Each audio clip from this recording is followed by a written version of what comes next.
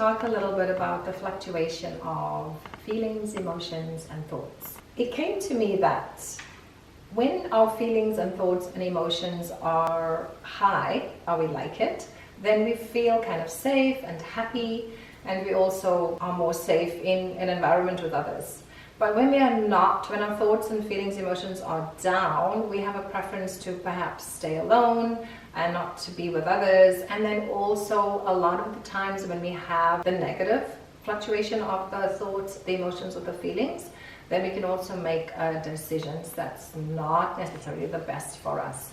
So I just wanted to talk a little bit today about what we can do to help us not react when we're having these thoughts and feelings and emotions that are negative and that we feel we have to fix, okay? So the number one thing to remember is that everything is always changing, okay? There's nothing that stays the same.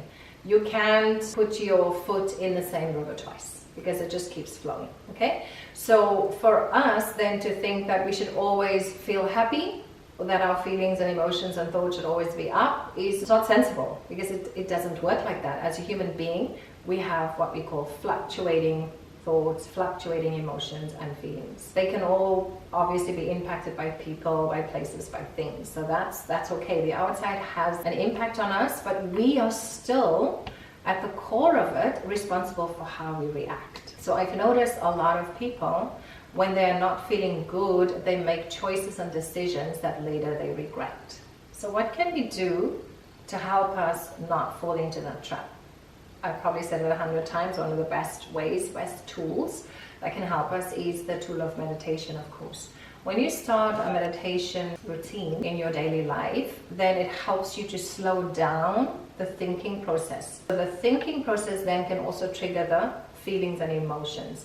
And I would probably say that it took me a very long time to really believe that I am not my emotions, because it feels like it's me, and when I get hurt I have to react and I have to get back at someone who did that. But I didn't know that I have control over my feelings. And over the years of having this meditation practice, yoga practice, I've actually used it again and again and again in my life. When you start doing it once, it gets better for the second time. The number one thing to know is that your emotions and your thoughts and your feelings, they are yours. And yes, they fluctuate up and down.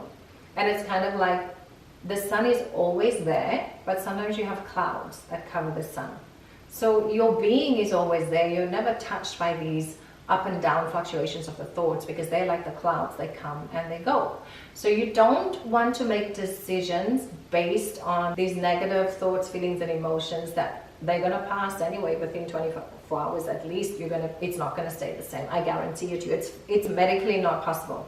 So today, if you're feeling down, don't make decisions based on that feeling, because you will regret it tomorrow. And I've seen that a lot in relationships and even marriages. People constantly feeling they're not happy in the marriage, and then they constantly believing that, and at the end of the day, they need to get a divorce. So then they try and go and have a relationship with another person and start again and thinking that, okay, I'm going to do it better.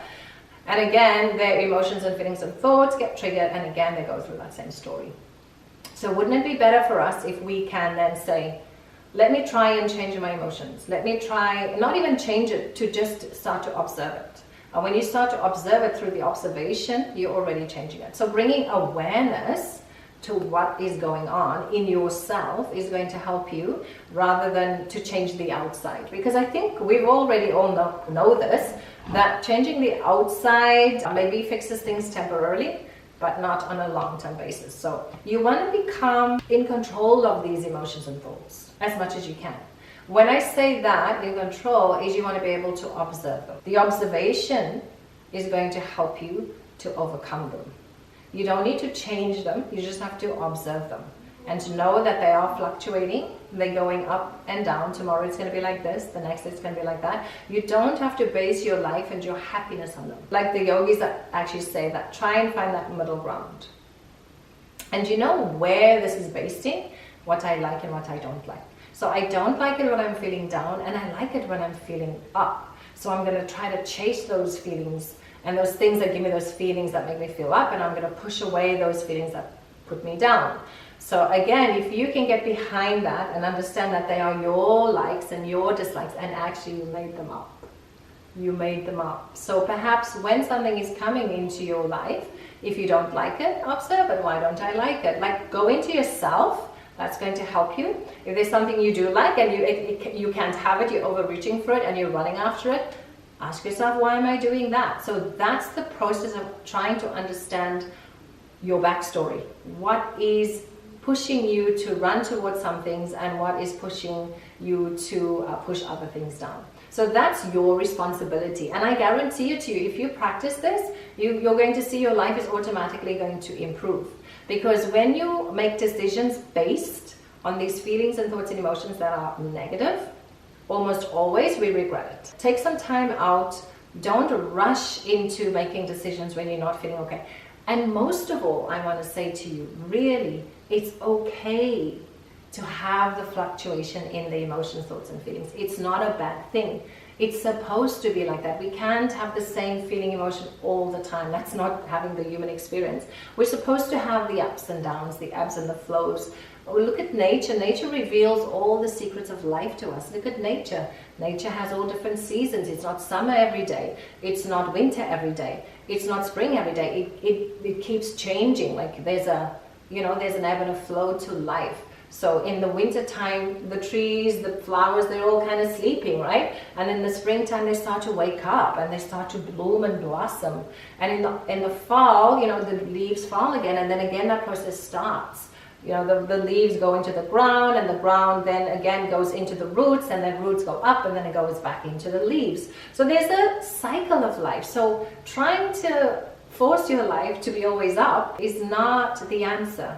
What is the answer is that you start to learn how to observe these things and how to accept what is, and then try not to fix anything, and just to become aware of why you have these feelings of what you like and why you have these feelings of what you don't like, and then start to work there. And that's your own journey towards the self-healing, right? Because you can, but you can only do that when you become aware of it. So that's our little talk for today. Don't worry about your feelings, emotions, and thoughts going up and down.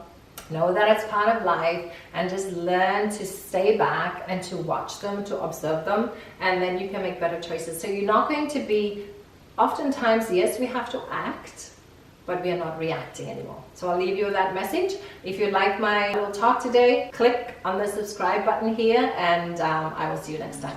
Thank you, everybody.